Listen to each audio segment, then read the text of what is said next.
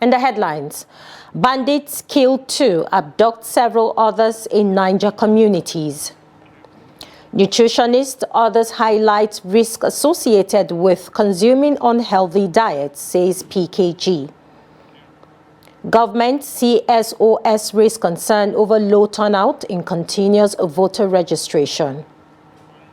On the foreign scene, Kenya exhumes 32 bodies as outcry grows over doomsday cult.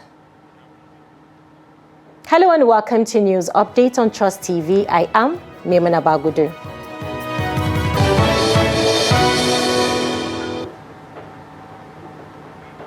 We begin with security matters. Now, armed bandits have killed 2 members of the local vigilance group and abducted several other villagers in Akere town in the Wushishi local government of Niger State. The heavy armed terrorists also took over Minna to Kontagora Highway, obstructing vehicular movements. Eyewitnesses said that the gunmen numbered over 1,000 and were riding on motorcycles. He said apart from the local vigilante men, a villager was also shot by the bandits. According to him, a community leader said that it was the first time such huge number of gunmen would invade the area, explaining in the past between 200 and 300 men were always part of the gunmen. The State Police Command Public Relations Officer SUP Wasiu Abiodun is yet to react to the development. Now, the Chief of Army Staff has cautioned its troops against the use of illegal drugs and also advised shun social vices while discharging their constitutional roles. He stated this during a seminar on transformational leadership and Nigerian Army operational effectiveness in a joint and multi-agency environment held at Mai Malari Cantonment in Maiduguri with the aim to enhance leadership efforts towards repositioning the Nigerian Army to effectively address regimentation and discipline amongst personnel.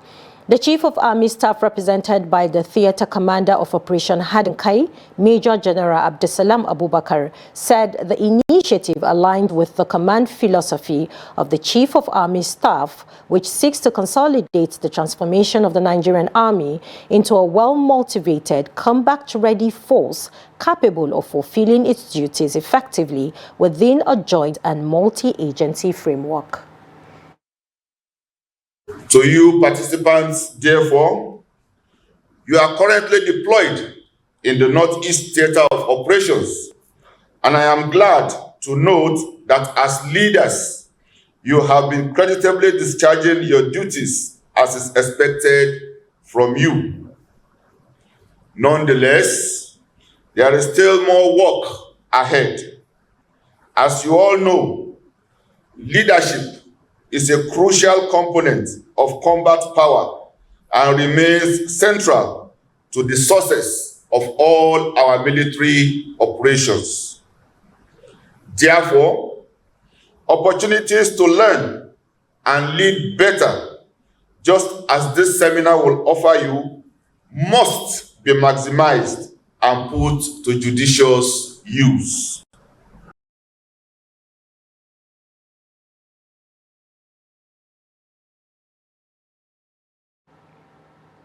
Now, the consumption of processed foods is now a norm among young Nigerians. Health experts say the side effect is that it increases the risk of non-communicable diseases like obesity, hypertension, type 2 diabetes, and cardiovascular disease.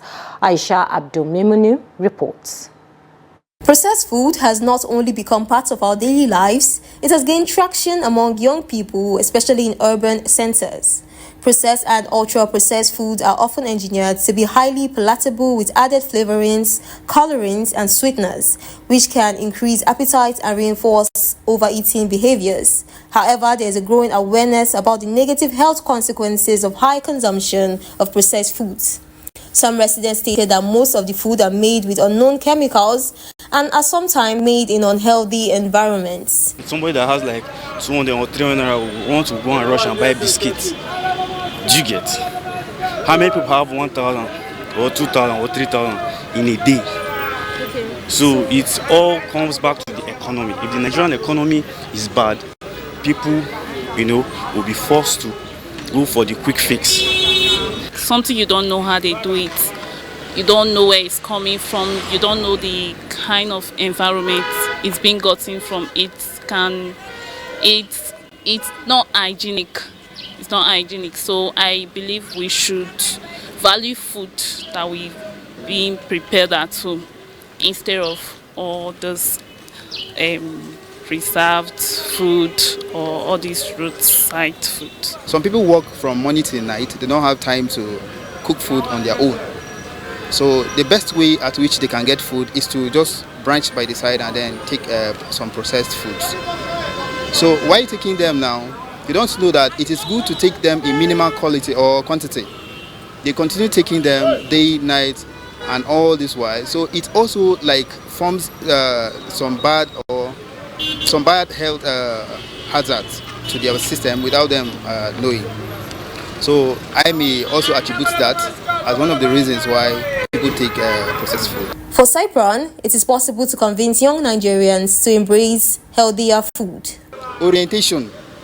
There are some people that will go a whole year without eating maybe fruits, for instance, or foods that are being brought directly from the market. Because maybe they don't know the value or the nutritional value, they may not mind. Anyhow, whatever thing they get and the thing satisfies their hunger, they are okay with it, not minding the quality or the nutritional value of that very particular food. These nutritionists pre-offer some of the ways young people can be equipped with practical food preparation skills to move them away from processed food. It's better we catch them young, yeah? Because so one would be introducing some, cooking classes or economic classes into school curriculum, right? Because we realize that many schools would have while I was in school, home economics, food nutrition, home management, and in those classes we are taught, some recipes on how to make some specific meals, and you get to develop recipes if you are able to. So doing that and making it, a bit compulsory for all students to be able to engage in it and not just an elective subject, then I think it's going to equip individuals, because you don't learn things when you're younger. When you grow older, it's hard for you to, learn and relearn. Yeah, we can unlearn and relearn, but it's usually a harder process. Processed foods today can be seen as not just harmful to the human body, but responsible for most of the health challenges in today's society. Aisha Abdulmuminu, Trust TV News, Abuja.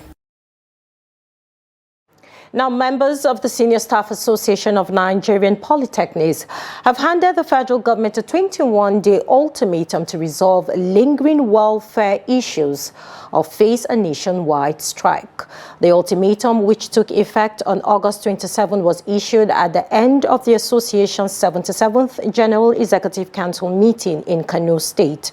The workers are demanding the release of a new scheme of service, constitution of a renegotiation committee for the 2010 agreement, settlement of outstanding arrears, and release of needs assessment funds for 2023 to 2025.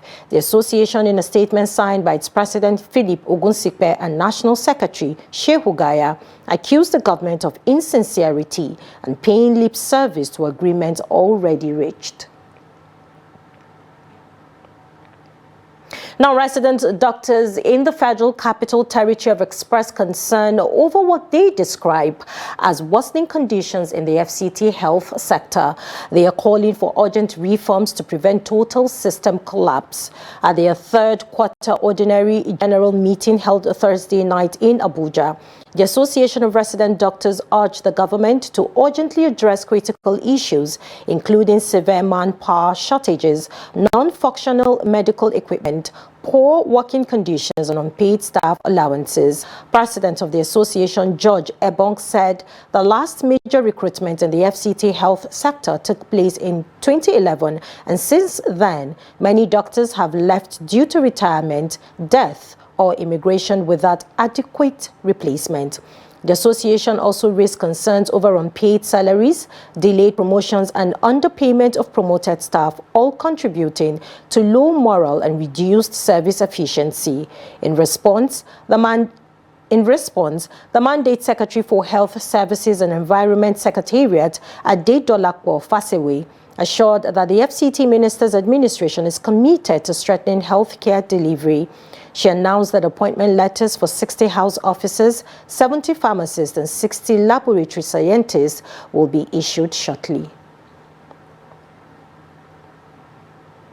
Now, former Zamfara Central Senator Kabiru Garba Marafa, who served as the Zamfara State Coordinator of the Tinubu and Shatima Campaign Organization in the 2023 presidential election, has announced his resignation from the All Progressive Congress APC. Marafa, who represented Zamfara Central in the Senate from 2011 to 2019, said his decision to quit the party was born out of what he described as President Bola Tinubu's use and dump style of leadership. The decision followed a two-day meeting of the Senator Kabiru Marafa Consultative Forum, which drew supporters from all 14 local government areas of Zamfara State. The meeting, held in Kaduna on August 27 and 28, deliberated on the worsening security, political and developmental challenges in Zamfara. The group expressed regret that despite these loyalty and contribution, Zamfara State has allegedly suffered neglect under Tinubu's administration.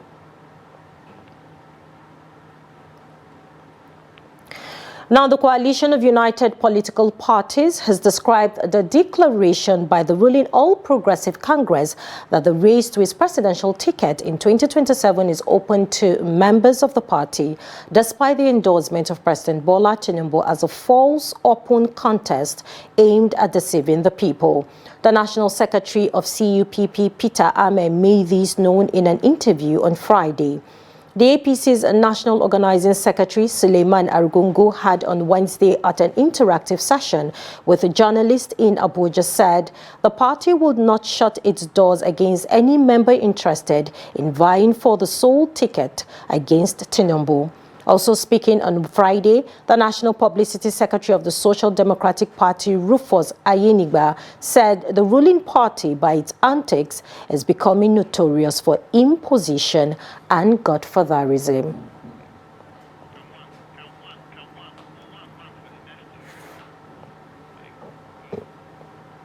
Now, a mother and her 3 children have died following the collapse of a building in Zaria. The victims, identified as Malama Habiba Nuhu, 2 of her children and a grandson, lost their lives at Karauka Limanchin Kona area of Zaria City.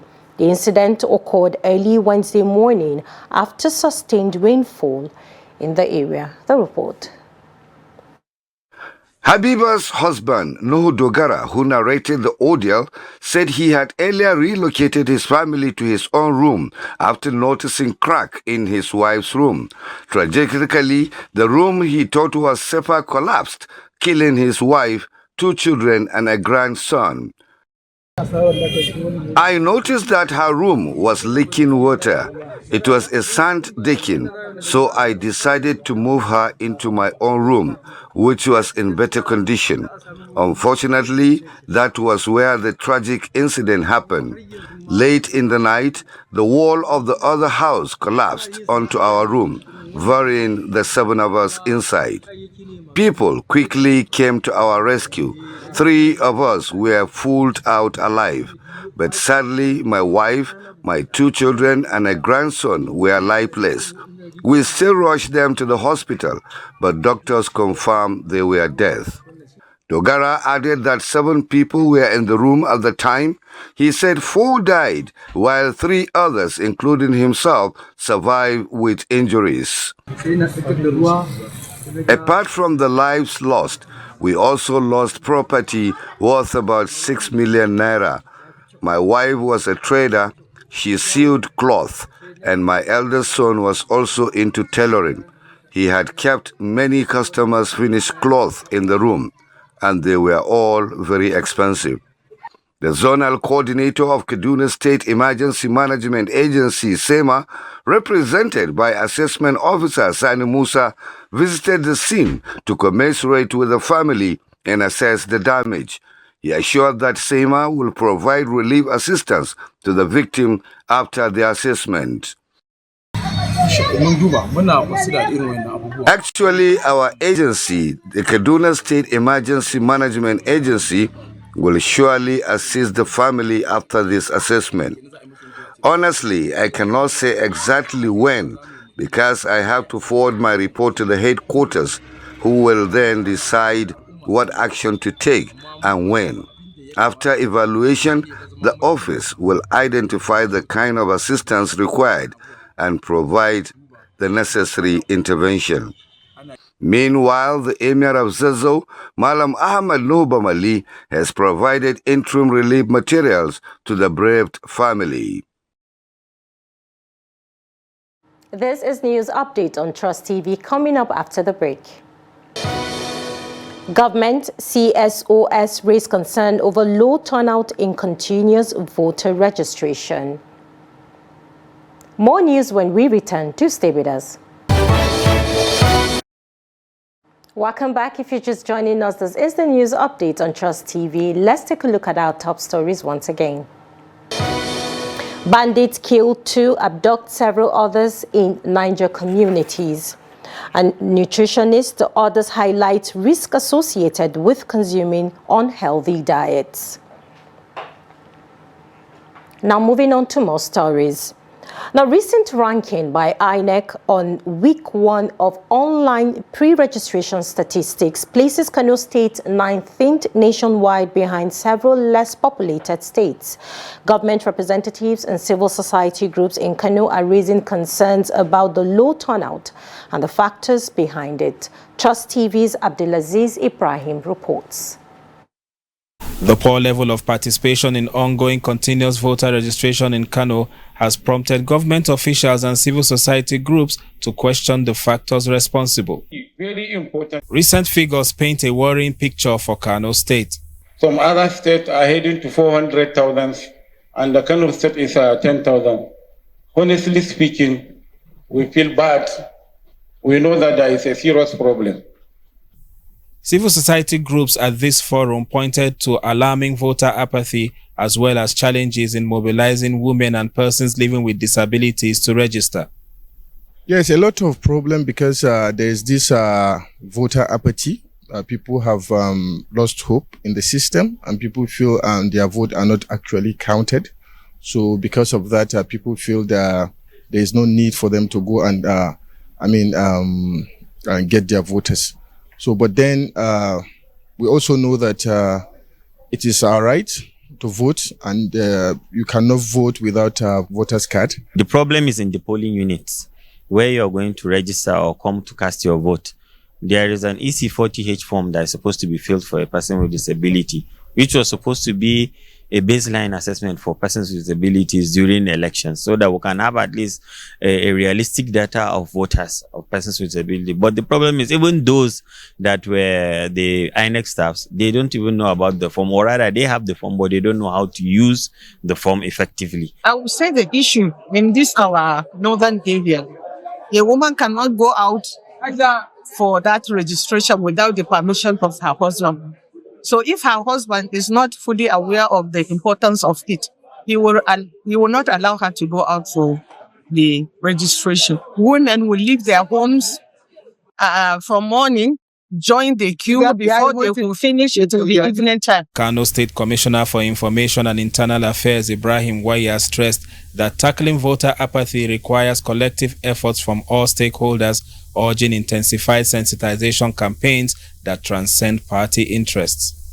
We do not want Kano to be the second. Our target is Kano to be the first because we are the most faithless in the country. First, we are talking about the state now. When the time comes, then everybody can go for his own choice. But the focus of this committee is on having the Kano citizens registered as voters, particularly the young people who have just reached the age of 18 now. As Kano grapples with low registration figures, the coming weeks will test whether the combined push by government and civil society can turn the tide and ensure more citizens are ready to vote in 2027 elections. Abdulaziz Ibrahim, Trust TV News, Kano. And now in business, the Nigerian Postal Service has announced that with the effect from August 29, 2025, all postal shipments from Nigeria to the United States, except letters and documents, will attract a mandatory prepaid customs duty of $80 or its Naira equivalent. In a public notice to its customers on Friday, NIPOS explained that the new charges stem from a recent executive order signed by the government of the United States of America, suspending de minimis exemptions for all postal shipments globally. The directive, is said, was issued under the International Emergency Economic Powers Act. According to NIPOST, the decision by Washington applies to all designated postal operators worldwide and is not limited to Nigeria. The agency said the new measure will have far-reaching implications for Nigerians sending parcels and goods to family, friends, and business partners in the U.S.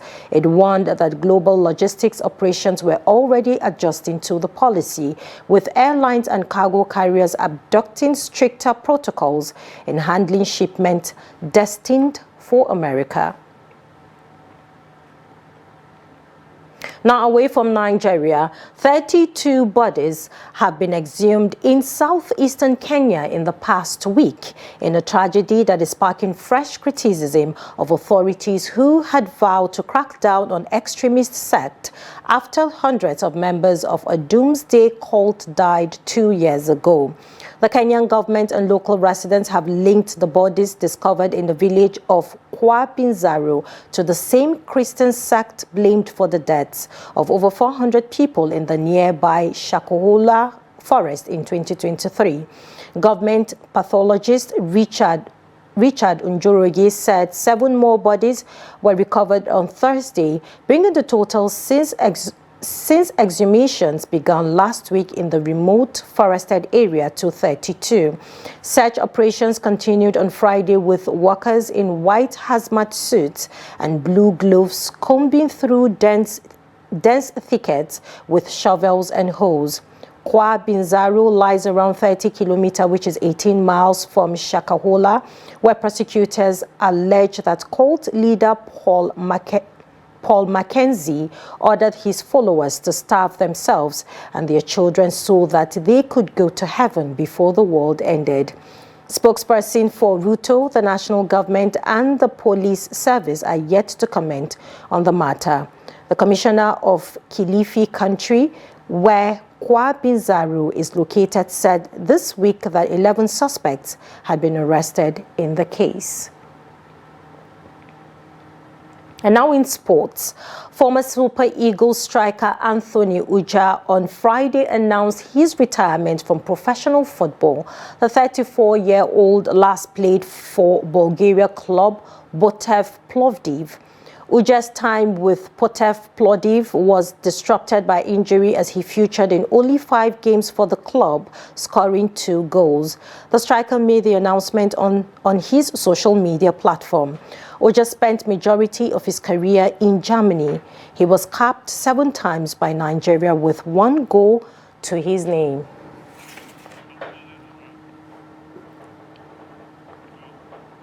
With that, we've come to the end of News Update. Do well to follow us on all of our social media platforms and subscribe to our YouTube live stream to stay informed. I am Neyman Abagudu. Catch us at 9 p.m. News Hour time. Have a good day.